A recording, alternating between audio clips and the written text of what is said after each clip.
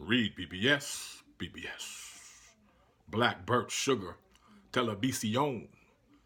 Happy Charlo week to y'all out there. The brothers Charlo. Happy Charlo week. Jamal. Hope wrapping up most of your Charlo shopping. Hope you got your Charlo tree. You got gifts, putting them up under there for the culmination. So we had JERMELL CHARLO. He began Charlo week. He had a fight last Sunday on Fox. Fought Jorge Cota. And I believe over 1.8 million people viewed that. 1.8 million views. Again, happy Charlo week. That's what's up, man. That was like the 23rd. And of course, this Saturday, the 29th, JERMALL CHARLO will be squaring off against Brandon Adams. That'll be on Showtime. The JERMELL fight was on Fox. And man, KO3, Cota. JERMELL started off kind of slow. Cota was the replacement opponent, of course, for Tony Harrison.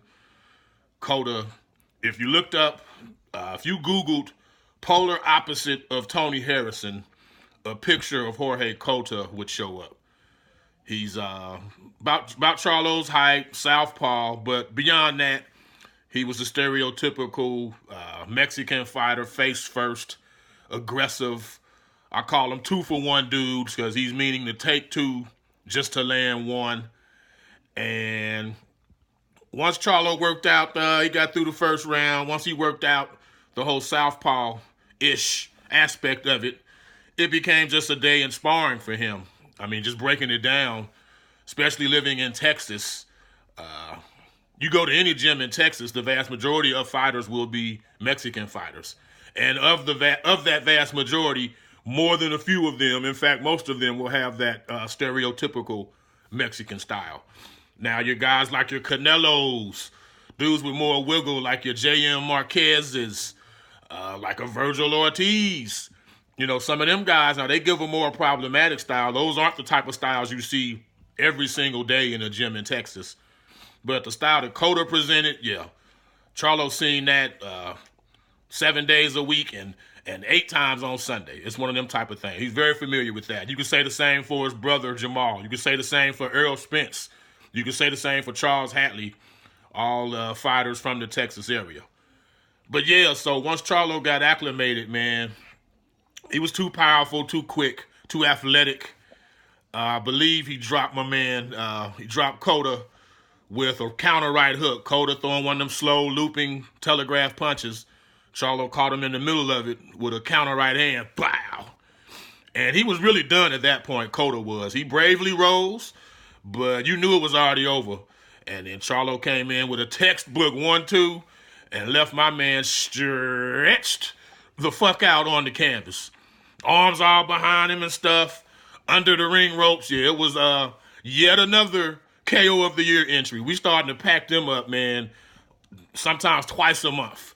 Now Charlo has one. Devin Haney has one. Virgil Ortiz has one. Deontay Wilder has one. Nonito Donaire has one.